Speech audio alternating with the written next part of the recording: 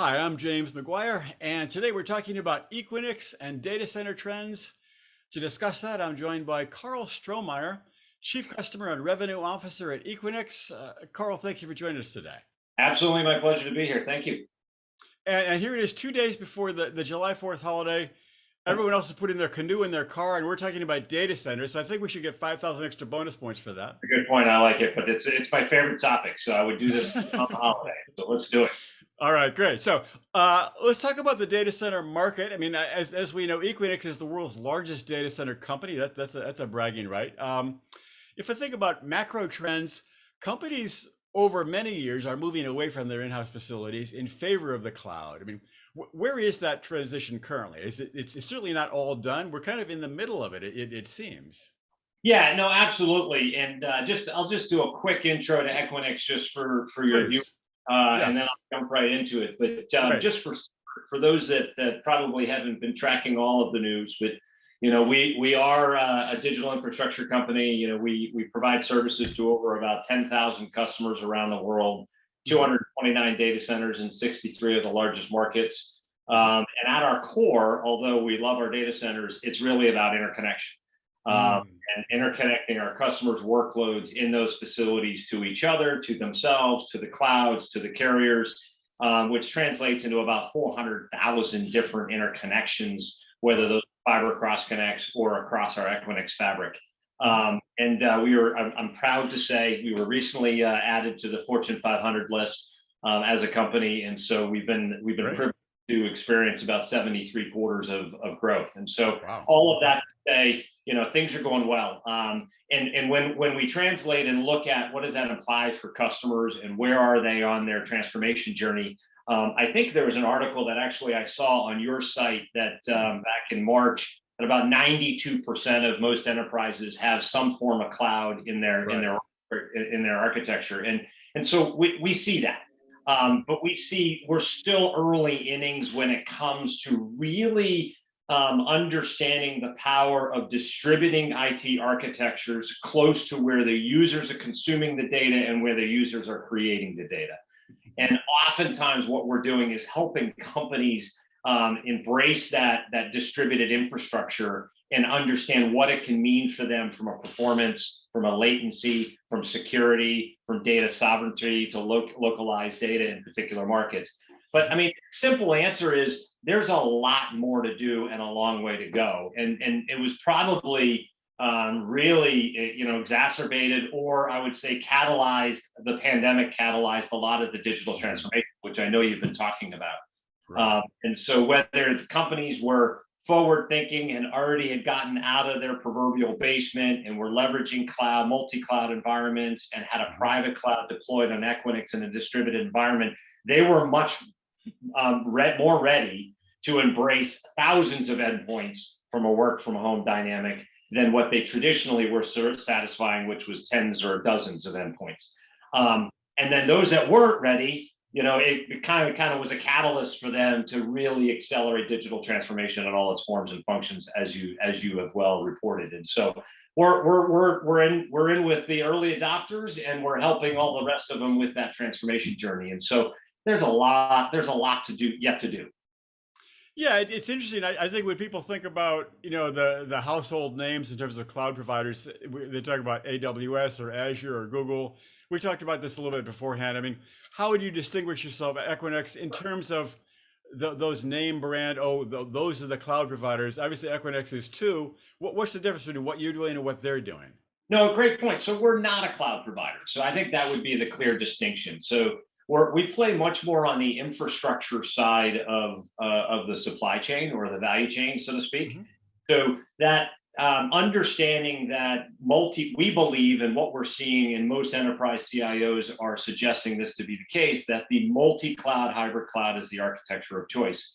So that would suggest that there Hmm. are needs for leveraging Azure for what Azure is great for, leveraging Google for analytics per se, leveraging Oracle for the database capabilities, leveraging AWS for developers. The list could go on. But I think the sophisticated CIOs are leveraging the cloud applications in a best of breed capability set. And what we offer them is we offer them a platform from which they can consume that. There are workloads that are going to be private in nature that they're going to want to house, and they put them in the data center, but they want those workloads proximate to the clouds and the applications that they're going to access. And so we have over 40% of the cloud on-ramps to all of those cloud providers across our platform and the markets that we serve. And so when you think about interconnection, just like we did in the early days around carriers interconnecting all of the NSPs or telcos together, we're doing the same with clouds. So we're the on-ramp, off-ramp to the multi-cloud journey. So you refer to yourself as not a cloud provider, but I think if I get, am I correct to say that you refer you're not a cloud provider? We're not a cloud provider. Yeah, we're a digital infrastructure provider. And so I think about, I'll give this sort of model. Say there's the Acme widget company. They've had their own data center for a long time. They want to do some things out of house.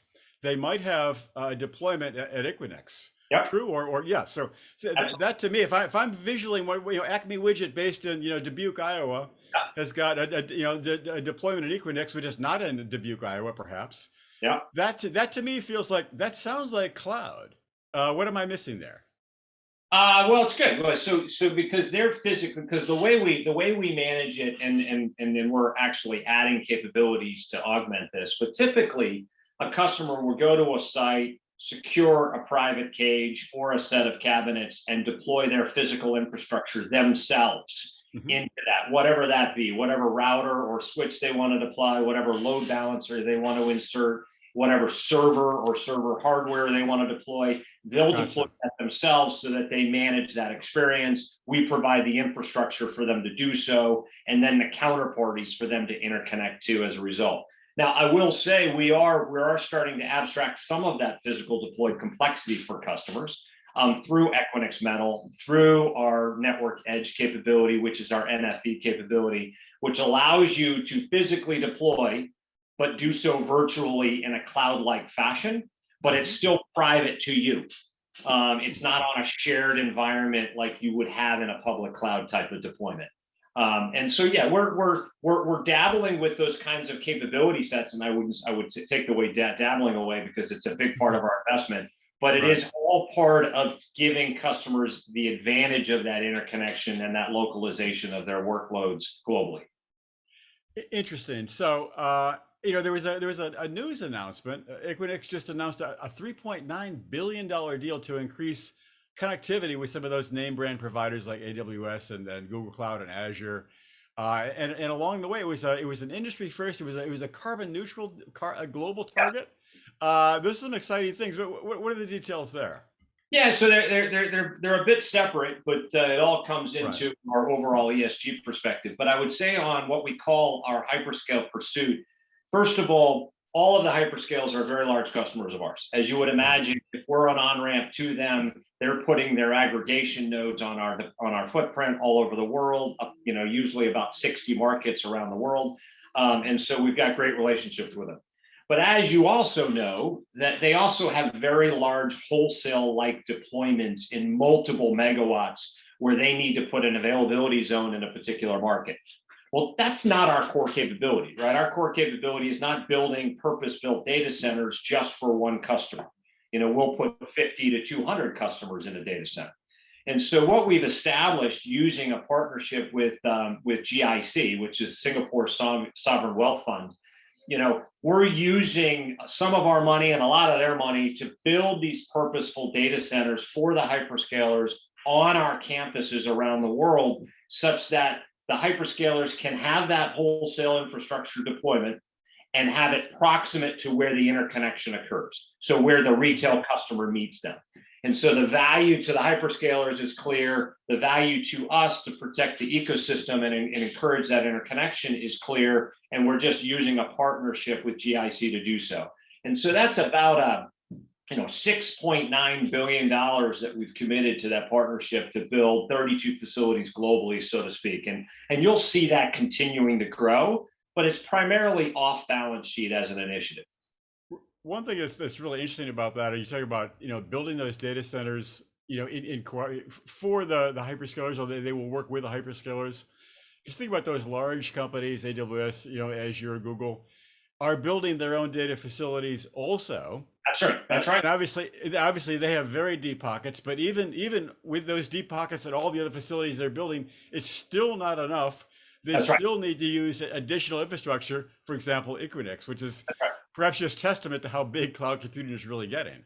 Yeah, no, I think you nailed it with the assessment and the speed of growth and the need to be in key markets where enterprises want to consume locally their cloud services obviously brings them to a provider like us who has land banks. We're in those markets and we can probably accelerate their being there as a result of leveraging our infrastructure. And then the other part of Yeah, your please. question was really Yeah, around the ESG or sustainability piece of it, which we're incredibly proud of. So I didn't want to leave that one as a dangling Chad. So please. No, let's do. No, we don't want dangly chads. Yeah. yeah, no, it's so that about I think it was 2015. We had made an announcement that we were going to be 100% sustainable from an energy or renewable sources of energy to power our data centers. And as you can imagine, where we put our data centers has less to do with the sourcing of power and more to do with the fiber and interconnection of the geography of where we're trying to deploy it. And so sometimes we're susceptible to the power that comes in from the utility provider locally and wherever they source their power. And oftentimes it's fossil fuel driven. And so we've worked really hard, and I'm proud to say for the full year in 2020, 90% of our power is from renewable sources. Wow. Okay. So I'm surprised.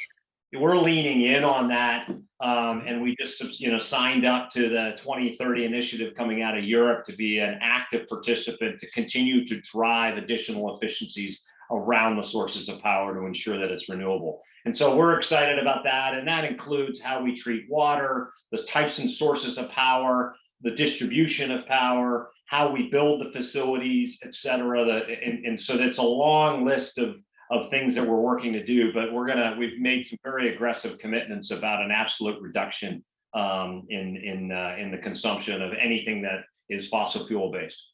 Fantastic, and certainly greatly needed for all businesses at this point. Here, here.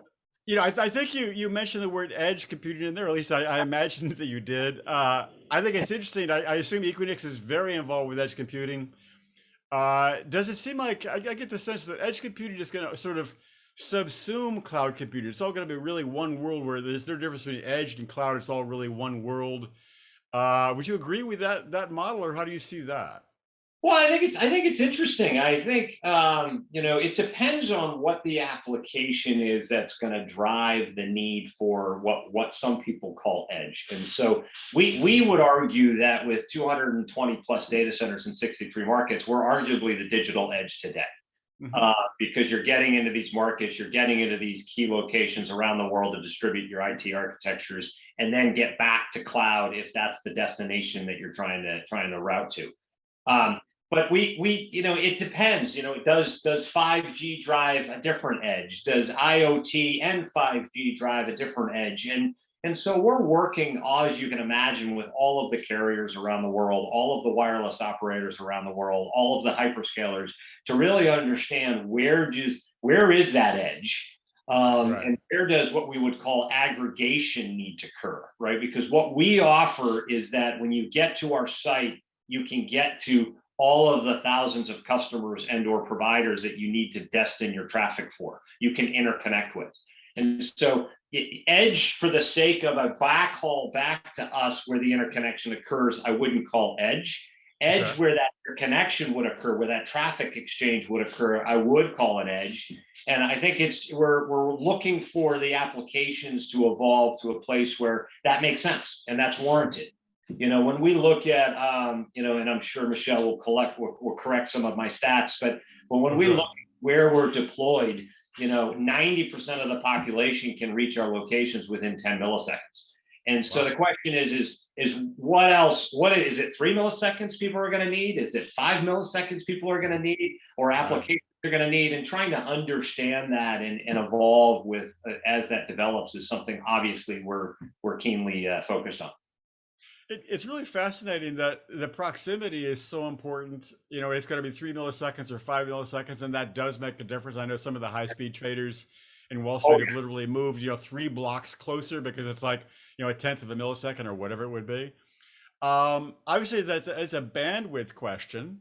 Yep. And I'm not even sure what my question is. I think it's something along the lines of, is the bandwidth there? Is that expanding as the fast as the rest of it, or is bandwidth actually the physical pipelines the bottleneck these days? Well, I mean, I think that that's the promise of 5G, right? That it really takes that bottleneck, which it absolutely exists. The last mile is always the bottleneck to most applications. As we know, I'm sitting here in my home and hoping that my Xfinity broadband Right. continues to hold up here, right? I've got my whole Yeah. family off of their devices, Oh, but good. it's that last mile, right? That always is the constraint. And so 5G offers a promise that, significant about increase in bandwidth.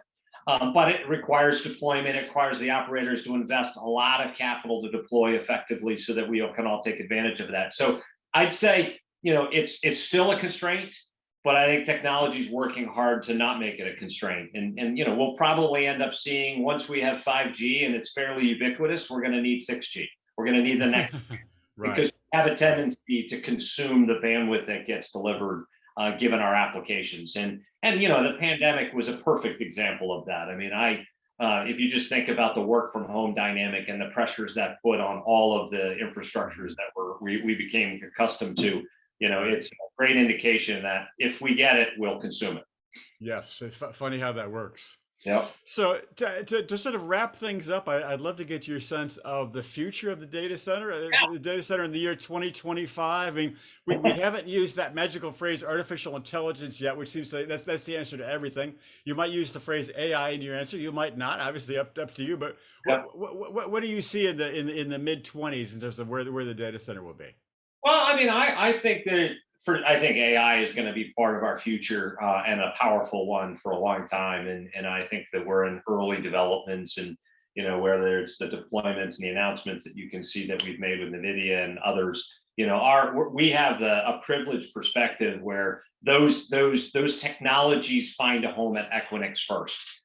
Because of the distributed nature of our infrastructure and the 10,000 plus customers that are on the platform. But what I would say is, you're going to see, what we believe you'll see is that, that edge becomes even more powerful. And there are key markets around the world that need, the benefit, whether it's to promote democracy or the democratization of internet access. You're going to Mhm. see Africa being a larger player in the mix. You're going to see India continue to grow and scale. Obviously, China is going to have a big role to play in the world from an internet standpoint and a data communication standpoint. So you'll see more locations in emerging markets to be physically deployed to enable. And what we're trying to do to make it even easier for customers to take advantage of that, to deploy their applications, remotely proximate to their users and customers, is to virtualize that set. So instead of having to physically send a router or send a switch or send a load balancer and a person to coordinate an install, we're going to enable that virtually through Equinix Metal, through our capability set of bare metal hosted in the infrastructure. Today, it's in 18 of our markets around the world. That will continue to expand across the platform, such that you and I can spin up in minutes, deploy infrastructure in a private setting, load our applications, interconnect directly to Azure, AWS, Google, Oracle, you name it, start sharing applications and sharing of traffic, and do that all from the comfort of our chair, but Mm. still take advantage of the physical proximity of having that application in Johannesburg, in Frankfurt, in London, et cetera. And I think that that's a real powerful part of the future that we're trying to enable. And so I think, all kinds of things will come at us, and will revolutionize the way that hopefully we educate our children, and we We hope provide so. infrastructure and capabilities, to markets that don't have it today. And I think there's lots of greatness that comes with the rollout of infrastructure. We've got, we have a purpose in the company, and the purpose statement, which we of course we are pretty fond of, is really to be the platform where the world comes together, enabling Mm. innovations that enrich our work, life, and planet. And Wow. uh, and we think that that's happening, and we hopefully that happens even faster and more at scale, and by 2025. Carl, I think you said it. It's going to be interesting to watch. Thank you very much for sharing your expertise today. I definitely learned something. Thank you. My pleasure.